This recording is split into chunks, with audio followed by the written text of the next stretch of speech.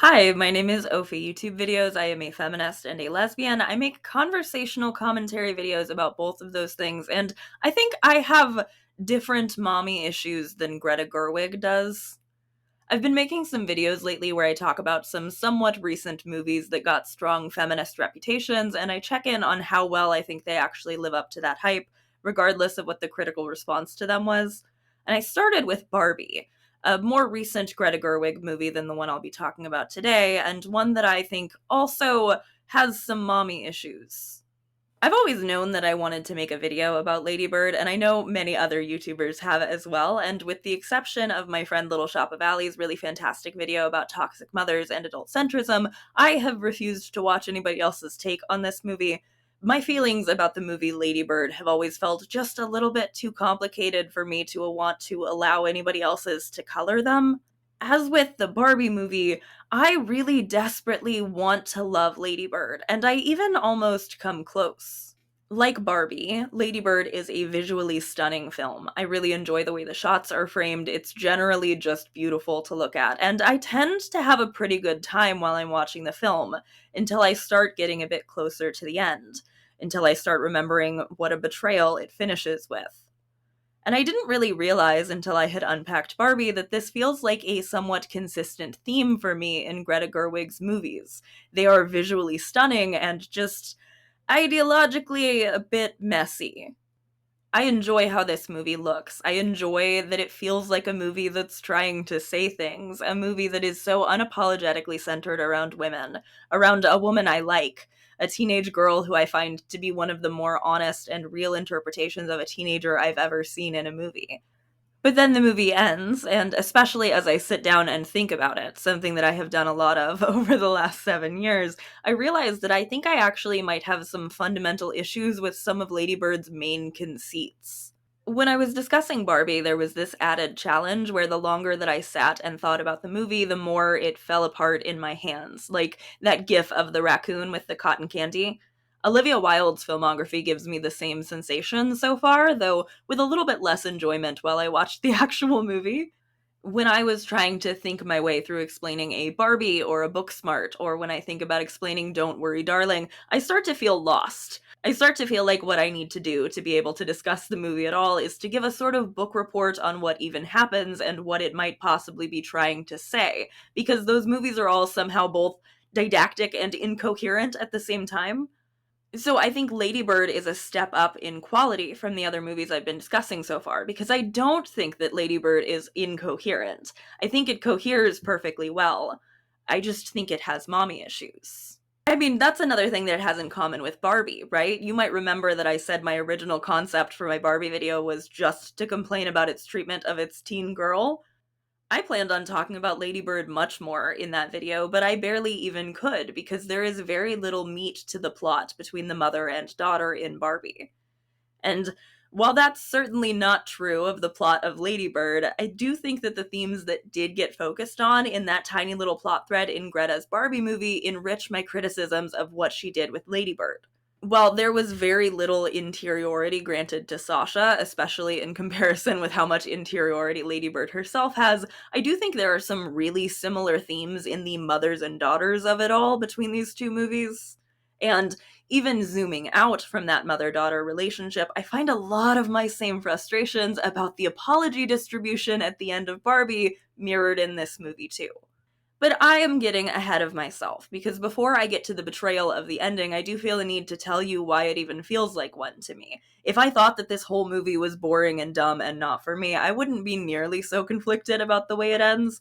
The entire problem is how much I like about this movie. Like, for example, I like the time period that it is set in a lot.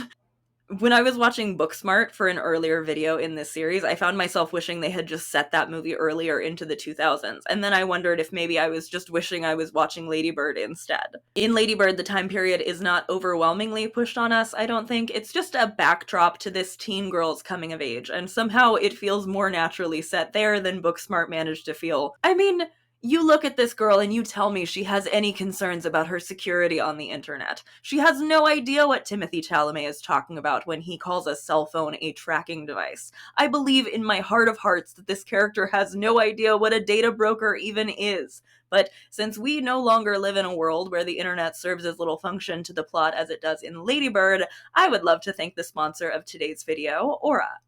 If you've been wondering how scammers get your phone number or why your inbox is flooded with spam, I can tell you why. It is because of these companies called data brokers. They harvest and sell your data without your consent, without your permission. Their whole business model is selling whatever information they can gather about you to marketers, scammers, and even stalkers. And they're legally required to remove your information if you ask in just the right way, but they make the process confusing and hard on purpose, sometimes even making you create a profile and give them more of your information just to ask them to take it down, which they will for a little while until they put it back up and wait for you to remember to come back and finish playing whack-a-mole with your privacy a few months later. And that is why I recommend today's sponsor Aura to all my friends and to everyone here in the Nuance Corner, because they take care of the hard part, not just automatically removing your information from these shady people finder websites, but keeping it off. Aura does a lot more than just help cut down on the amount of scammers with access to your phone number, though. It is all-in-one digital security. You might already have an antivirus or a VPN, but not having Aura is a bit like locking the front door and leaving the back door open. With Aura, you can get alerts if your personal information is found on the dark web, real-time fraud alerts for credit and banking, 24/7 monitoring to help keep your identity secure, a secure VPN, antivirus, password manager, and more, with US-based support available around the clock, as well as up to $5 million in identity theft insurance protection, and fraud experts ready to help whenever you need them. And you get all of this in just one app, every layer of protection. I've been using Aura pretty much all year now, and at this point I cannot imagine being online without it. The number of spam calls I've gotten alone has dropped off so much that I can barely even relate when my friends tell me how many they get. But I can when they sign up at aura.com/ofidoki and tell me how quickly their phone starts to become much more usable in the next few days. I have had nothing but good experiences with Aura, and it makes me feel a lot safer as a woman online with controversial opinions to know that I'm not the only one working on keeping me safe on the internet. I think the internet is too big for any of us to handle that on our own, and that's why I choose Aura. You can try Aura for 14 days at aura.com/ofidoki or by scanning the QR code on the screen right now, and in those 2 weeks you will discover where your data is being exposed and sold. I'm not leaving myself vulnerable, and you shouldn't either. Thank you so much to Aura for sponsoring this video and so many others on the channel. Let's get back to this movie I kind of love and kind of hate, which I guess is how a lot of women feel about their mothers.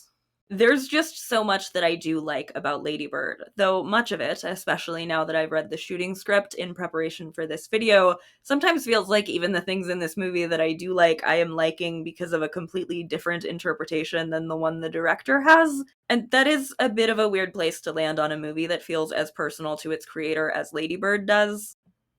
Greta Gerwig has freely admitted how much of Lady Bird's coming of age reflects her own, that while the events of the film aren't a direct adaptation of her own teenage years, the emotional core of the film, her relationship with her mother and her years attending Catholic school as a teenager, are definitely informed by her own life. I do find that to be an interesting Rosetta Stone to use when we talk about this movie, and I appreciate that Greta has been upfront about the differences between her and her character, because it means that I get to examine this as a narrative rather than as adaptation.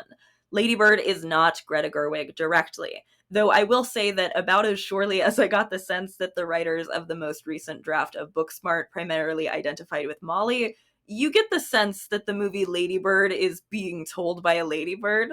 I'm a bit fascinated by the differences in execution between those two films. Booksmart did not just identify with Molly, it took her side even when she was objectively wrong. It prioritized her at the expense of a secondary character the director and writers insisted was a co-lead and equal. These are both movies where there is a clear creator insert, but these creator inserts are centered and celebrated to entirely different degrees in their respective films. It's something that is a bit strange, considering that one of those creator inserts got the entire movie named after her, and the other one is in a movie that had an entire self-congratulatory press junket about how there wasn't a main character and the two friends were supposed to be equals. I want to bring this up because I think understanding Lady Bird as a creator insert could do a couple of things for our understanding of this film. For a handful of people, I have seen this knowledge of what a personal character this is to Greta Gerwig act as a sort of review-terminating cliche. You can't really criticize the portrayal of the mother-daughter relationship in this film because it's so personal to Greta. That must be what her own girlhood was like. You can't really complain about Lady Bird's treatment in her own movie because, well, she's the director, the writer. If the director-writer thinks that she was an annoying teenager, she's going to frame this movie as if Lady Bird's annoyingness is as bad as she thought it was because Lady Bird is Greta. And that's why I'm grateful that even though I do read Lady Bird as something as a self-insert in ways that we'll get into, Greta has made some of the differences between herself and the character more explicit to try to combat this. She never dyed her hair, she never asked to be called by a different name, I can tell from the way she handled that plot. And Greta characterizes herself in high school as a people pleaser and a gold star getter in comparison to Lady Bird. She does speak highly of the character in a way that both makes sense and I also think I find a little bit surprising, depending on which parts of the finished film you're really thinking about. And she seems to feel a clear affection for her character, saying that Lady Bird is the sort of girl she wished she could have been. I think that whole Lady Bird is the kind of girl I wished I could be is what's coming through that makes people take this as much more autobiographical than it is. This sort of fondness and familiarity with the sort of girl our main character is that the director and writer has. I think Lady Bird herself is one of my favorite portrayals of a teen girl in any movie. She reminds me very deeply of not just the sort of girl that I too wished that I could be, but of friends that I had as a teenager, slightly older girls I knew online who I thought were really fucking cool. And if there was not this level of fondness to the way that Lady Bird is portrayed, I think the movie would be infinitely worse. But the fondness in this movie is dispensed strangely, I think. And that's another issue that it shares with Barbie. Greta Gerwig's Barbie movie purports to be about Barbie herself, but it criminally underutilizes Margot Robbie in favor of mostly focusing on Ken, and then also shoving in a half-baked mother-daughter plotline where there needed to be no actual impetus for their reconciliation other than the fact that they were mother and daughter. Lady Bird is fond of its main character. It understands her. It cares about the things that she wants, even if some of those things are relatively shallow, like to be cool. Lady Bird, a 17-year-old girl in her senior year of high school, wants very, very desperately to be cool and sophisticated. She feels trapped in Sacramento, California, in the Catholic girls' school she attends, by the constant put-downs and jabs from her mother. Her mother, who the movie is far, far more fond of.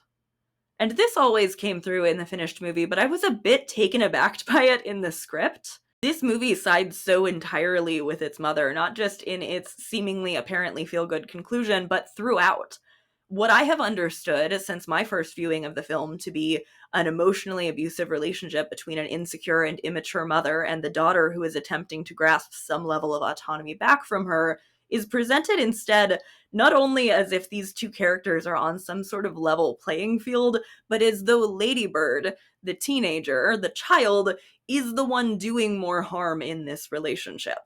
I've seen this reflected a lot in a lot of the discourse I have seen about this movie. While I haven't watched other people's videos on it, I have read some reviews, I've seen some posts about it. I've gathered that a very common takeaway from this movie is that both Lady Bird and her mother were toxic to each other, the mutual abuse thing, but for a parent-child relationship, or just that Lady Bird was ungrateful, which is a way she is pretty explicitly painted in the narrative of the film.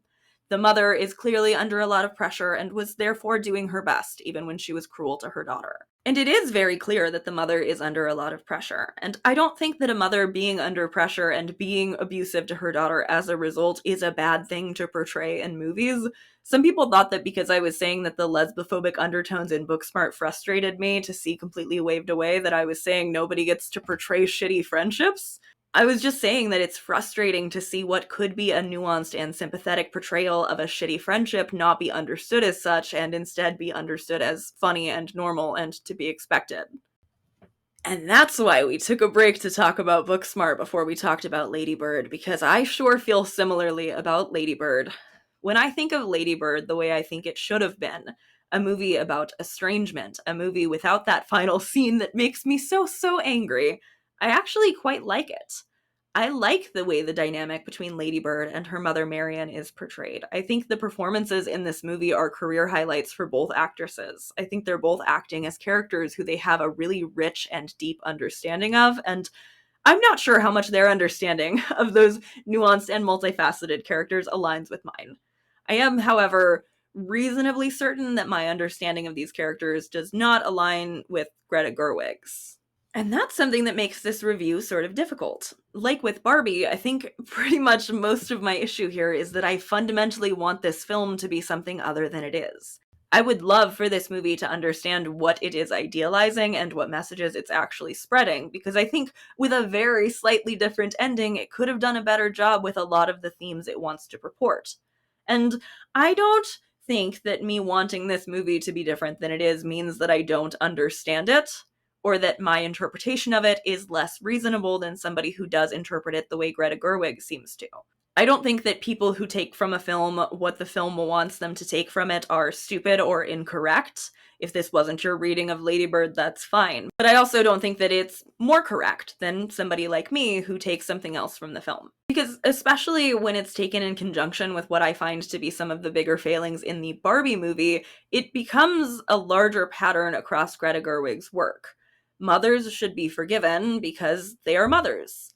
Oppressors should be forgiven because they were sad about it at some point when they were oppressing you. Apologize to your boyfriend who stole your house and subjugated your friends for not giving him enough attention before he did that. Forgive your mother without her having to take any steps to atone. And that a teenage girl striving for autonomy is one of the meaner things she could possibly do to her poor mother, who she hurts by becoming her own person. You might remember that I had a particular eye-rolliness about a line in my Barbie movie when the inventor of the dolls tells Barbie, "We mothers stand still so our daughters can look back and see how far they've come." And I think of that line in Barbie the same way that I think of the line that I think best sums up my frustrations with the way this mother-daughter dynamic gets portrayed throughout the movie Lady Bird. Also, I am not doing a full summary of this movie because getting drunk and telling you about all the times Marian is a terrible and emotionally abusive mother to her daughter sounds like a terrible time for everybody involved. You don't want to see that. I don't want to show you that. I'm not drinking in this one. The line that I feel like I can feel Greta Gerwig's pride for radiating out of, the thing that I feel like I am being told is the thesis statement of Lady Bird, is this scene where a nun at Lady Bird's Catholic school reads over her college essay and notes how Lady Bird clearly loves Sacramento, a city that she has spent the entire movie desperate to get away from so she can begin her new life as an adult. Lady Bird responds with surprise to this implication, and the nun says that she writes about the city affectionately, with care. Lady Bird argues, says she just pays attention, and the nun responds with what I think is a beautiful but extremely, extremely misguided line. Don't you think maybe they are the same thing? Love and attention? Maybe in some other movie with some other themes, I would be more open to this line, but this line, served to me by a nun, a good nun, a nun we're supposed to understand Lady Bird likes, and who is a good sport about being teased about being just married to Jesus. This line is served to me after hours of watching Lady Bird's mother criticize her for the way she walks, the way and the amount she eats, the way she drags her feet. I want to scream. I want to scream. No, I don't think those are the same thing. I don't think those are the same thing at all, and what the fuck are you talking about? Now that I've been told by this nun, who I'm being asked to feel as fondly about as Lady Bird does, that they're the same thing, I am shot into the back half of this movie with the realization that this film that I have been watching, this messy, nuanced portrayal of a girl who is desperate to get away from her abusive mother, is actually a movie about how her mother loves her and doesn't know how to show it to her, and also doesn't have to. Because there are very few moments in this movie where it comes across to me as though Marion genuinely likes her daughter or appreciates what a cool and funny kid she has. There's a scene where Lady Bird outright says that she wishes her mother liked her, and her mother responds, dismissive the way she is every time Lady Bird reaches out to her, with, "Of course I love you." And when she's pressed on whether or not she even likes her daughter, she opts instead to say that she just wants Lady Bird to be the best version of herself that she can be, rather than providing any comfort, assurance, or affection. "I love you, but I don't like you" is one of many things conveyed by Marion in this movie that the children of emotionally abusive parents are very familiar with. And Marion does this immediately after shaming Ladybird for eating a second helping of pasta earlier when a dress doesn't fit. And I'm supposed to be pulling for Marion somehow here. This scene in the thrift store is heartbreaking to me, both because of Ladybird's vulnerability in asking that question and because of her mother opting to use that moment to do her best to make sure her daughter never develops a molecule of positive self-esteem.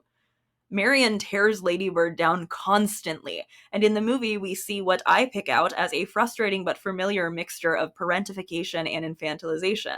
And rather than wanting to engage with how frustrating it is to be a teenager, the movie throws its sympathy behind Marion instead. Like, in an early scene, Ladybird is framed as a brat when she and her mother get into a back and forth over breakfast. And the dialogue in this scene is so weirdly telling, even though I think this part of the movie exists mostly just to set up that this is the sort of relationship these two have, that things blow up from minor conflicts into big fights for no real reason, that the movie finds Ladybird to be the problem in all of them. But even just this small thing it fails to take her side in is kind of baffling to me. Ladybird, a 17-year-old girl, would like to cook her own eggs for breakfast, and Marion literally will not allow it.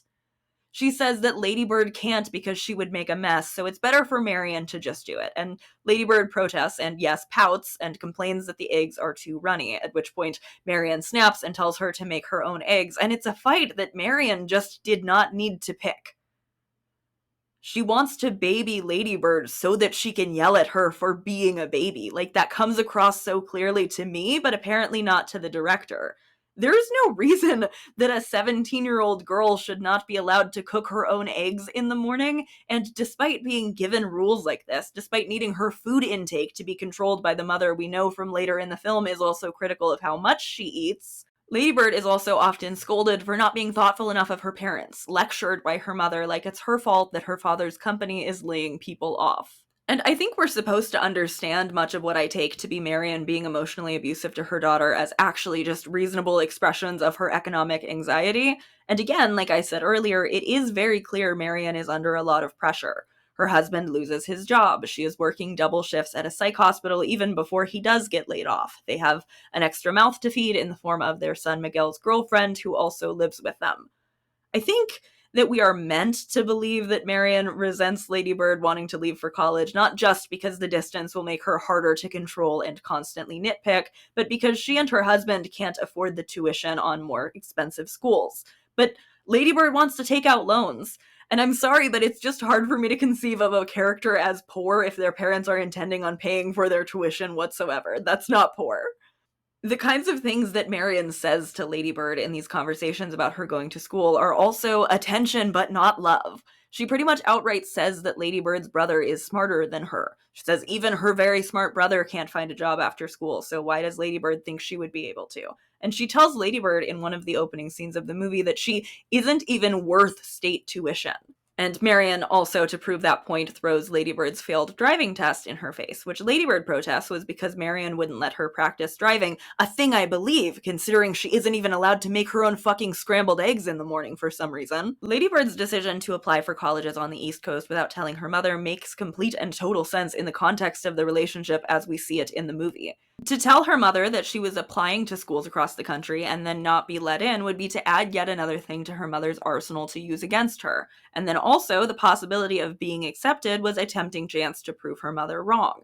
It makes complete and total sense that Marion's own actions and treatment of her daughter led Ladybird to make this decision, but it's framed like some big betrayal on Ladybird's part when Marion learns about this. And Ladybird is still framed as the betrayer, even though Marion then gives her daughter the silent treatment for weeks on end, which is a much bigger betrayal, and something that the well-meaning father character does nothing to attempt to address or correct. It's all very mothers and daughters, huh? In its framing, even as you're once again watching this emotionally abused daughter beg and plead for her mother to even look at her because she's being punished by being shunned for daring not to trust that her mother wouldn't use yet another thing against her, the way everything else is constantly used against Ladybird. And the thing is, I could even still be on board with the film at this point in the movie. If this was functionally the end of their relationship, I would love that. I personally think it should have been. I think Marion did not deserve to have a relationship with her daughter because I think attention and love are two different things. I think it does not matter how deeply in your heart you love someone if the actions you can bring yourself to show them do not reflect it. There are very few scenes in this movie where it comes across like Marion likes Ladybird, enjoys spending time with her, misses her when she isn't there. And all of them, for me, completely wither and dry up in the face of this scene where Ladybird keeps apologizing and begging her mother to look at her, and her mother refuses. Marion also refuses to go into the airport when Ladybird leaves for college in New York a few weeks later. We saw her write, crumple, and throw away several half-starts to letters to her daughter, but she doesn't finish a draft, and she doesn't decide that she ought to go hug her goodbye until it's too late, and the bumbling nice guy husband is on his way out and tells her that it's okay, their daughter will come back. And this is where we get to the betrayal of all of this, and it just starts to come in rapid fire. Rather than Marion having to swallow even a modicum of pride and apologize to her daughter, she gets to reap all of the rewards of having apologized and expressed any love whatsoever towards her kid without having to put in any effort whatsoever. The dad snuck the crumpled up letters into Ladybird's suitcase, and he tells her that she can never tell her mother that he gave them to her. So she's triangulated into this expectation of forgiving her mother, but never admitting that she's actually upset about any of her wrongdoings. It's insane. It's fucking crazy. But love and attention are the same thing, even if you make no effort with that love, even if the attention is only ever negative and critical. Her mother was paying attention to her, and her mother is a mother. Therefore, that attention was love, and Ladybird was the one being incorrect, not to receive it as such. We spend very little time in New York with Ladybird. I have no idea how long she's meant to be there before she realizes she's miserable and that her mother is right about everything, but at some point she realizes she's miserable at a party, where she asks some random boy if he believes in God. She has not been religious at all throughout this movie. She just attended the Catholic school, and explicitly not for religious reasons, but because her brother attended Catholic school after seeing a boy get knifed in public school. But now she's asking people if they believe in God, and the boy says that he doesn't because it's ridiculous, and then Ladybird says,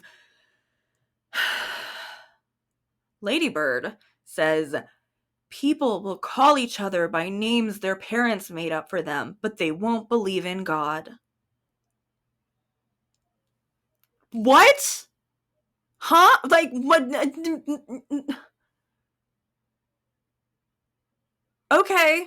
Okay, no wonder Brett Cooper loves this movie. What happened to draw her to religion at all? Like, what was it, just that the indoctrination in the Catholic school was that fucking good? That nun who speaks in, like, fortune cookie wisdom, like, made her start believing in God? Like, since when do you believe in God, Ladybird? And also, you don't, well, previously to this fucking scene, you don't go by the name your parents called you. Like, it's just this sudden, complete pivot of characterization. The guy asks her name, and she hesitates and considers, and then, because she has come of age, and because I guess picking your own name is stupid and immature and selfish, she answers that her name is Christine. And this would annoy me enough on its own, right? Like, a theme throughout the entire movie has been her insisting on being referred to by the name she chose. She has a great line when she's asked if Ladybird is her given name, where she says, "It was given to me by me." Like, I love that. But Ladybird doesn't even just start introducing herself as Christine again. She goes to a Catholic church, and then she calls her mother, and the movie ends with Ladybird leaving a voicemail to her mother, where she again introduces herself with her birth name and tells her mother, "It's the name you gave me. It's a good one." A betrayal. A fucking betrayal. Oh my god. Like, first of all, how often do we even get to see characters in movies or shows pick their own names? Ladybird's insistence on being called what she wanted to be called is a thing that endeared me to this character from the very first trailer, and I'm sorry, I can't help the part of me that hurts at seeing something like that played off as this sort of ridiculous juvenile indulgence she was asking for. Something she practically owes her mother an apology for. Fuck you. And this is what I mean when I say that the movie feels like it's telling me that teenagers grappling for autonomy are doing a bad thing to their moms, betraying them. I don't go by the name my parents gave me. The name my parents gave me was terrible. I legally changed it. Nobody calls me by the old one anymore, and I had every right to do that. Just like I have every right not to accept a half-hearted, your mother loves you, but she doesn't actually show it to you, from my father. With some changes, I think I could have been a lot more accepting of this movie as flawed but beautiful, rather than as the mommy issues Rorschach test I see it as now. Just for starters, that silent treatment reaction is outright abusive, and if you don't want me to see your mommy character shunning her daughter, who is emotionally reliant on her and about to move across the country, as abusive, just don't have her do that. Don't have her do that. That's very abusive. And second of all, give me more moments where it seems like she appreciates her daughter whatsoever. Because if anything, the amount of scenes where we see Marion being warm and friendly and kind to everybody but Ladybird just make me more sure that this woman doesn't particularly like her daughter, and that her daughter, therefore, has no obligation to remain in her life. But third, and most importantly, the mother needs to actually do something to deserve the level of absolution she is granted with Ladybird's voicemail.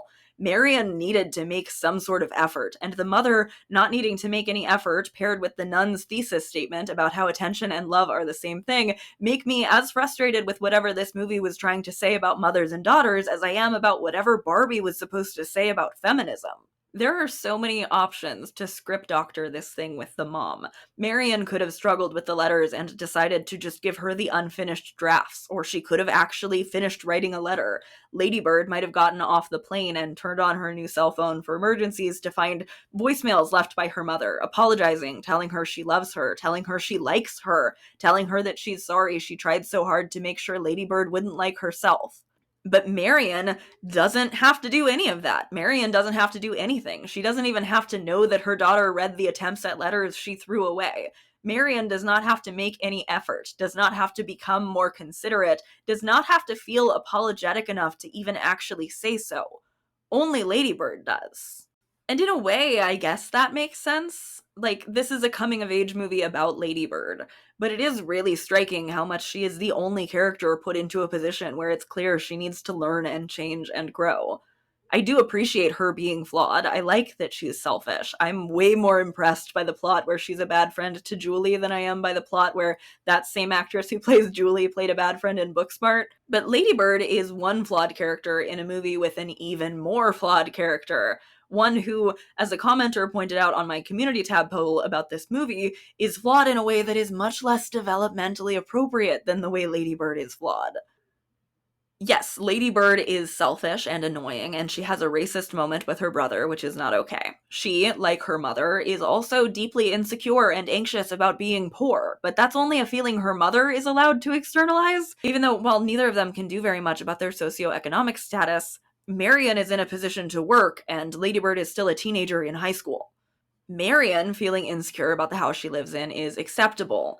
A sad thing for Ladybird not to have considered and been more thoughtful about, but it's bad and wrong of Ladybird to lie about where she lives and to make jokes about being on the wrong side of the tracks because she's ungrateful if she hates being poor. Marion hates being poor too, but she's not ungrateful about it, I guess. Ladybird is a dramatic character, and she's immature, but not in a way that feels as developmentally inappropriate as it does from her mother. And like I said earlier, the script really seems to view them not only as equals, but as though Ladybird is the one oppressing her mother. In a scene where Marion yells at Ladybird for leaving her school uniform out and tells her that her parents' friends won't hire her father if his family looks like trash, Ladybird tries to connect with her mother. And she asks her mother if she ever once went to bed without everything being perfect, and if she wishes her mother hadn't gotten angry. And her mother's response is just to shut this down immediately. Cold and cruel and closed off and superior, my mother was an abusive alcoholic. And in the script, after this little quip, it outright says, Marion wins. Not only are they playing Tragedy Olympics, not only is Marion refusing to examine the ways her daughter keeps telling her she is not having the sort of childhood that is allowing her to develop any self-esteem, but Marion is winning these oppression Olympics. She's right, because she's the mother, and because she's not as bad as she could be. I feel deeply in my heart of hearts that Lady Bird should have been a movie about estrangement. If it couldn't be a movie that believed mothers had some sort of responsibility to be kind to their daughters, it should have been a movie about Lady Bird making good on that promise she made to grow up, make a lot of money, pay her mother back for everything she's been holding over her head, and never have to speak to her parents again.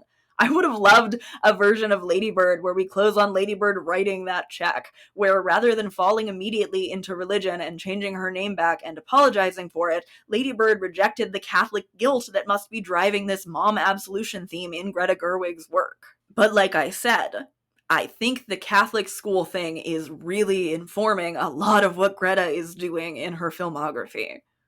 As I've already mentioned, part of the semi-autobiographical part here is based heavily on Greta Gerwig's own experience in and fondness for the Catholic school she attended as a teenager. Like Lady Bird, she was not Catholic, but the interview that I found where she spoke about this movie being a love letter to Catholic schools, she said she wasn't specifically Catholic, which to me does speak to some other branch of Christianity much more than it does toward atheism, right? Specifically Catholic. Her Christian background has also been touted to reassure people about her involvement with an upcoming C.S. Lewis adaptation, and I just think it comes through very strongly in her idealization of forgiveness, of being the better person, of holding no grudges when people treat you terribly, and that meaning that you are good. And I get that it might sound silly to call something like Barbie Christian, but I think those themes being so present in Barbie are also about as Christian as Lady Bird is, even if we just go stand in a white void with a lady for a while rather than going back to church and hearing a choir. I was really curious how my audience responds to this mother-daughter relationship between Lady Bird and Marian. Like I said earlier, I do consider this issue to be something of a mommy issues Rorschach test. I think it would be dishonest of me to pretend as though my own relationship, or lack thereof, with my own shitty and abusive and immature mother does not color my interpretation of this film just as much as Greta Gerwig's relationship with the mom she seems to idealize seems to color her own. But in that poll I posted, the overwhelming majority of you agreed with me. I know I also tend to have an audience who thinks a lot about things like abuse and power dynamics, so it wasn't surprising to me that yes was the majority, but over 70% of you voted that yes, you would characterize Lady Bird's relationship with her mother as abusive. A couple of you did politely object to the black and white framing of the question because my other option was just complex rather than breaking out options for things like toxic or they were both bad or she was trying her best. But that was because I really wanted a yes or no for how many of you were going to agree with me when I said that this felt like a movie that was portraying an abusive relationship. And it's a lot of you. I'm kind of relieved that it's not just me. I think the fact that so many of us seem to disagree with Greta Gerwig on her very own conceit is just another thing that speaks to the same sort of issues in her filmmaking as we saw and discussed in Barbie. But I also think that, unlike Barbie, Lady Bird is kind of legitimately a rich text, and I think it lends itself much better to being critically examined. And like I said before, I love my friend Little Shop of Alley's video where she talks about this, as well as other movies with toxic mom relationships and plots that idealize mothers. I think you should absolutely watch it. You'll find it linked below. I've really appreciated hearing what you all think of Lady Bird just from the times I've mentioned wanting to talk about it in other videos and on that community tab post. I find that a lot of these movies that get a lot of feminist credit feel fairly isolating, be that because of lack of representation for things that actually impact me, or weird twists when they do portray something I'm familiar with. Having a lesbian in Booksmart and treating her poorly. Having a pretentious teenage girl who is narratively taken down several pegs for her pretentiousness and her teenage desire for autonomy. And I imagine that that's an experience I have in common with many of you. I know I've heard from women of color in particular that they feel isolated from the sort of work that these directors like Greta Gerwig and Olivia Wilde make, which makes their later packaging as a thing just for women, and implicitly also for all women, feel even stranger. And while there are clearly dimensions to that other people can relate to beyond the way that I can, because I am a white lady and there are a lot of white ladies in Greta Gerwig movies, this is something that I think makes a lot of sense. Like, overall, I'm glad Lady Bird exists. I enjoy how much it gives me to think about, but I don't think that I think about it in the way that she'd like me to. And I also think that it maybe gets a lot of extra credit that it doesn't quite deserve because it looks like it's doing something more complex than it truly is. I just think it does a lot of the same sort of cop-outs as Barbie does. It's also not a coincidence that these highly praised feminist directors I'm starting with are all thin white women, and that none of their ideas are particularly original or never before seen. Obviously, I have been giving Greta credit for the parts of this film that seem to be semi-autobiographical, but there's also a movie that has covered some similar themes that a few of you, as well as an article I read for this video, have compared to Lady Bird. Real Women Have Curves, a 2002 movie directed by Patricia Cardoso, based on a stage play of the same name and later, very recently actually, adapted into a musical. Real Women Have Curves does share quite a few similarities with Lady Bird, a teenage protagonist played by a remarkably endearing actress, America Ferrera, who would later be cast in Greta's Barbie movie. This movie, like Lady Bird, is primarily preoccupied with a toxic mother-daughter relationship, though my initial assessment when I watched Real Women Have Curves was that it's preoccupied with saying quite a few more things than Lady Bird even attempts. Things like race and class and weight all having much more reason to come up in this story than in the one Greta Gerwig told, and Anna's mother's fixation on her weight and body being treated as an actual injury being inflicted onto the teenager rather than just a relatable, innocuous nitpick on the part of the mother. Rather than out of a disbelief in her daughter's potential or a preference for wanting her to attend school close to home, Anna's mother does not want her to attend college at all, wanting her instead to stay home and work in her sister's factory. This is very explicitly because of jealousy on the mother's part. She finds it unfair that her daughter hasn't even begun to work when she herself started working so young. She, like Marion, takes her daughter's desire for more than the life her mother has provided to her, and a desire to act out the same for herself and continue the cycle as a betrayal, a condemnation of herself and her decisions. And like in Lady Bird, the mother declines to say goodbye to her daughter or see her off on her plane to New York, even when the daughter begs for her to come give her blessing. The movie ends with our protagonist in New York, but not with her hating it and calling her mother to apologize and imply she was right about everything, which is one of many reasons why I think it's a better movie. I don't have any interest in nitpicking Real Women Have Curves. I actually quite enjoyed it, and while I don't disagree with people who say that it's a better version of Lady Bird, I don't think this is necessarily something that I think has been lifted by Greta. I think it's just that this is something that has been done before and that will continue to be done, because complex portrayals of mother-daughter relationships are always going to be a compelling thing to convey in film and story. I think Real Women Have Curves does a much better job at siding with its protagonist rather than with her abuser, even though I do think there is a level of empathy granted to explain why the mother is the way that she is, and that in her head she is doing what she thinks would be best for her children. The movie just doesn't take that perspective on board. It doesn't agree with her that she's doing what's best for them. And it shouldn't, because sometimes mothers are not correct. Sometimes they're not doing what's best for their children. I think between Real Women and Lady Bird, one of those films is much more understanding of the mother as the abuser than the other is, much less interested in framing the daughter as somebody who it makes sense for her to lash out at. And I feel a bit more protective of it as a narrative in that way, like I don't want to nitpick it. The relationship between Anna and her mother was clearly complicated. She was clearly being adultified and put into an emotional support role for her mother, as well as being forced into expectations for herself. But the movie didn't ask me to consider if perhaps America Ferrera's character was the real issue, and I appreciated not being asked to consider that. Now, when I say I didn't necessarily read this as something that Lady Bird ripped off, I want to say I do think it is entirely possible that Greta Gerwig did see Real Women Have Curves. But I think a few of the allegations of it being a direct ripoff might be coming more from an understandable frustration that the sort of complicated mom stories women of color tell get a lot less acclaim than the ones about skinny white women do. Like, here's a film from 15 solid years before Greta Gerwig's breakout success that handles its shared themes better, does new ones as well, and does not use the main character's escape to New York as a means to punish her. Personally, I really enjoyed Real Women Have Curves. I am a bit of a jaded bitch, and I wasn't positive how I was going to feel about the body positivity plot in that movie, but I am pleased to admit it actually did make me cry a little bit. I don't even know if in the decades since this movie came out I've ever seen a scene where a bunch of women compare their stretch marks and cellulite in such a positive to neutral way. And I found the scene in the sweatshop where the women strip down to their underwear and tell each other that they're beautiful to be genuinely moving. And for that reason, I also found it to be more feminist than Lady Bird. And if you're going to watch a movie about a charming teenager and her abusive mother, I think a lot of us would get a lot more of what we want out of that by watching Real Women Have Curves. I'm glad I watched it for this video, and I'm disappointed that it's so often that these white, skinny female directors end up getting credit and acclaim, even when their movies are sort of shoddily disguised Christian propaganda, and there's no such discussion about films like this. And more broadly, I think that the degree to which Ladybird sympathizes with its teen is inadequate, as I've already discussed, but it is far more sympathy than Sasha got in Barbie, and it tells me just a little bit too much about where Greta Gerwig's sympathies lie in a situation where a mommy is involved.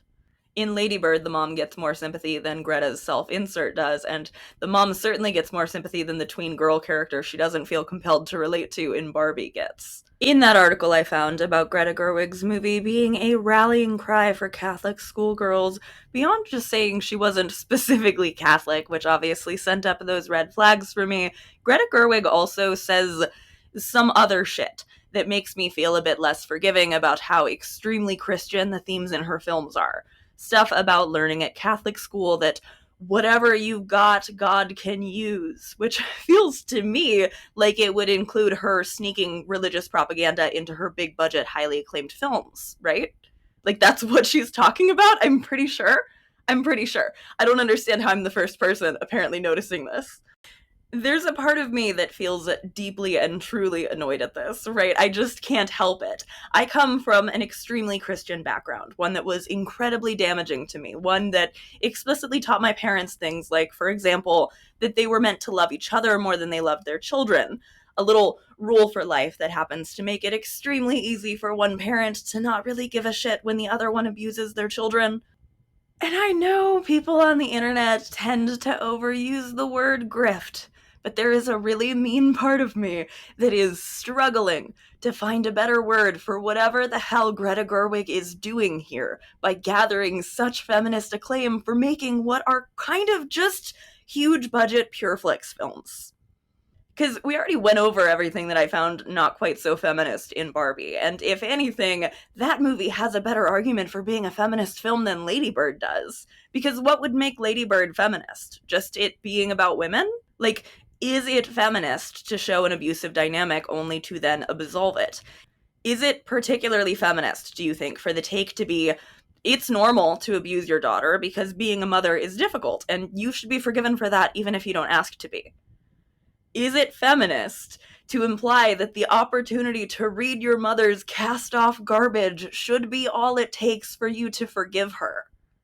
Is that feminist? Because to me, the idealization of mothers is something that I find actually pretty genuinely anti-feminist. Rather than acknowledging the ways motherhood is difficult and women are left unsupported as they raise their children, we sort of lean into this idea that the mistreatment of your children is not only acceptable and normal, but it's likely the best you could have done anyway, and how dare she be upset about it? Surely she won't be upset when she comes of age and understands and changes her name back, right? Look, I get it. I'm not everyone. I understand that plenty of women maintain relationships with their abusive mothers after leaving their homes. Many of them even genuinely forgive them for some of the abuse that they suffered. And Ladybird forgiving her mother, if that came after some form of an apology from the mother, really would sit very differently to me than the way it plays out in this film. Ladybird has to accept the scraps, and I don't think that that's very feminist of Greta Gerwig to have her character decide that attention and love are the same thing and that her mother gave her both, even though for the last several weeks before Ladybird left for college, Marion could actually manage neither love or attention for her daughter. One of my favorite discoveries when I read Feminism is for Everybody was Bell Hooks' insistence on naming and focusing on something really ugly that very few people ever want to acknowledge. That women abuse their children, that the position mothers occupy in a household offers them the chance to abuse their children horribly, and that it's rarely ever even acknowledged. I think I would find a version of Ladybird that managed to actually understand that its lead was being abused to be more inherently feminist. A version of this movie that allowed Ladybird to feel even a moment of relief for being out from under her mother. A movie that was concerned with more out of that New York scene than just a lazy and annoying, your mother is right, by the way, and you owe her an apology, wrap up on a movie where the mother was definitely and provably not right. Like, we don't get to see Ladybird enjoying the freedom of public transportation, a thing that I think would have actually been a better conclusion to her failing her driver's test before the movie started. In the movie as written, she gets it right before she leaves for college, and then she can't talk to her mother about driving, and misses her even though they still live together at that point, and Marion is just abusively shunning her daughter. I think in my version of the movie, Ladybird would simply never get her license. She would realize, living in New York City, that she doesn't need it and that she loves the freedom of the train. I'd also allow her to feel any relief at all whatsoever. I would have let her experience at least a few shots of being happy in New York, of enjoying having pulled off her escape maneuver and getting away from her mother. We don't see Ladybird with the cool new friends who I am sure she would make in college. People who would think she was neat, who would enjoy how much she knows who she is and what she wants. People who also spent their whole life thinking about moving out to New York City as soon as they got old enough. I'm sorry, but Ladybird 100% would make friends in college, and we get none of that. We see Ladybird punished instead. She is punished for wanting more, punished for not worshiping her abusive mother while they still lived together, punished for changing her name and knowing herself. And because of how far out of its way this movie went to frame its victim as the problem, to make you feel like Marion had a point in being so abusive, many people left this movie on the side of the person who had been doing the oppressing. But the movie refuses to understand children and teenagers as an oppressed class, because it's not legitimately feminist. It is Christian instead. It is Greta Gerwig wanting God to use whatever she's got to push her message of forgiveness and being the better person, and mommies being amazing even when they're horrible. Like, I'm sorry, I know this is going to be a hot take. People are going to "so you hate waffles" me and pretend like I'm saying that Christians can't be feminist, but it is genuinely incredible to me that Greta Gerwig gets feminist credit for all of this. That I guess you can just tell whatever sorts of stories you want if you're the right sort of wealthy white woman. And you could just leverage the womanness of your project to make it appear as though you're saying anything other than what a Catholic church would prefer to have pushed as the overall message and themes of your movie about women. Again, it's not an actual surprise that Brett Cooper likes this movie. It's kind of more of a surprise that I do. I'm not upset that Ladybird exists or anything. I actually quite enjoy how much it gives me to think about, even if I don't think that I think about it the way that she would like me to. But I would love to know what you think when you think about Ladybird. We will be discussing Don't Worry, Darling. Don't worry. But I want to toss in some movies that I do like into this series, and one that I keep thinking about for that is actually Mad Max Fury Road, which breaks both the movies I don't love pattern and the movies directed by a woman pattern in this series so far. But that is a movie I remember finding genuinely feminist when I watched it years ago. So let me know if you're interested in that. Let me know what other movies you'd like to discuss once we've worked our way through Greta, Olivia, and Emerald Fennel, because you know I need to finally watch Promising Young Woman and talk about that. It fits so perfectly in this series. Maybe consider subscribing if you haven't already, and thank you so much to everybody who has already subscribed. I'm already almost at 19,000, which is really, really fast after I just said thank you for 18,000 in the last video. I really appreciate it. I love being able to do this for a living. Thank you so much for watching. Thank you for all of the kind feedback on my last video as well. I was very nervous about that one, and I think I didn't need to be. Thank you for watching. Thank you to Aura for sponsoring this video and so many others on the channel. And thank you to my lovely Patreon subscribers, a few of whose names you can see on the screen right now. Patreon is a great way to help support me financially, and you get a couple of extra little bonus videos from me over there every month, depending on how well my brain cooperates. Thank you so much to my YouTube channel members as well, and to everybody who has supported me on the coffee, sent me super chats or super thanks. It means a lot to me. I love you. I hate your mom if she reminds you of Marion. I will be back again soon.